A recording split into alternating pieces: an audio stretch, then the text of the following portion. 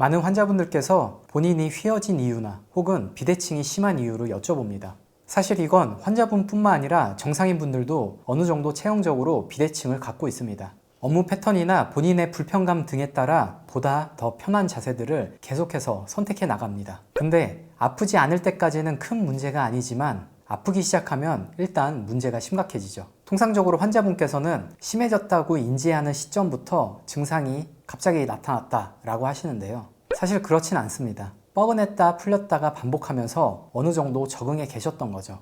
그러다가 어떤 이벤트를 거치면서 임계점을 넘게 되면 아파지게 됩니다. 좋게 말씀드리면 잘 적응하면서 악화되신 거고, 나쁘게 말씀드리면 방치되면서 악화되신 거죠. 이렇게 불편한 분들 대다수가 병원에서 경추나 요추에 디스크가 있다라고 판정을 받습니다. 그래서 시술이나 수술을 했는데도 여전히 아픈 분들은 어떤 것 때문일까요? 혹은 디스크가 전혀 없다라고 하는데도 아픈 상황이 있습니다. 병원에서 일단 설명은 해줘야 되기 때문에 어디가 틀어져서 아픈 거다, 혹은 아직 디스크가 터지진 않았는데 디스크 끼가 있다 등등의 설명을 듣게 되는 거죠. 이런 설명들이 조금 대중화되면서 환자분 본인들도 비대칭 때문에 본인이 아픈 거다라고 생각을 합니다. 뭔가 눈으로 확인하기 쉽진 않지만 일단 체형적인 측면으로 접근하면 매우 직관적이거든요.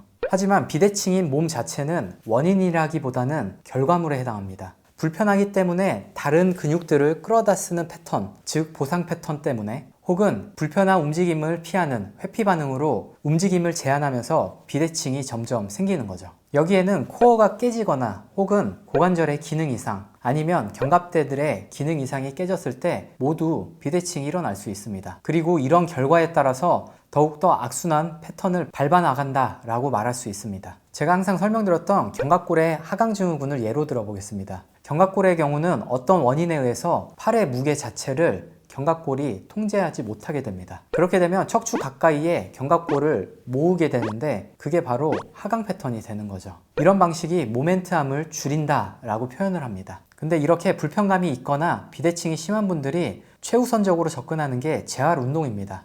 이런 운동들은 제 채널에도 많이 올라와 있습니다. 하지만 여기에 앞서서 제일 우선적으로 생각해 봐야 될 것이 과연 그 운동 강도를 당장 수행할 수 있는지 여부입니다.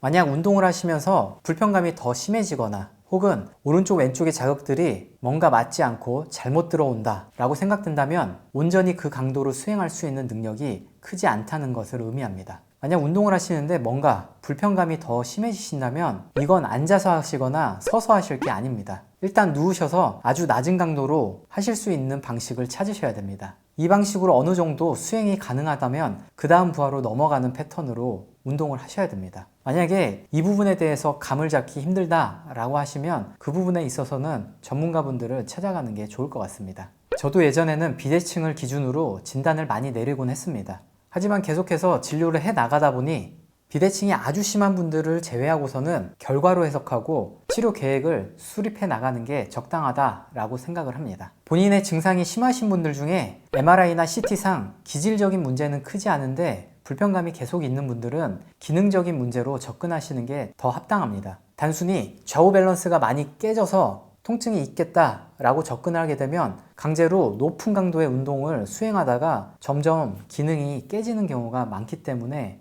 이렇게 말씀드렸습니다.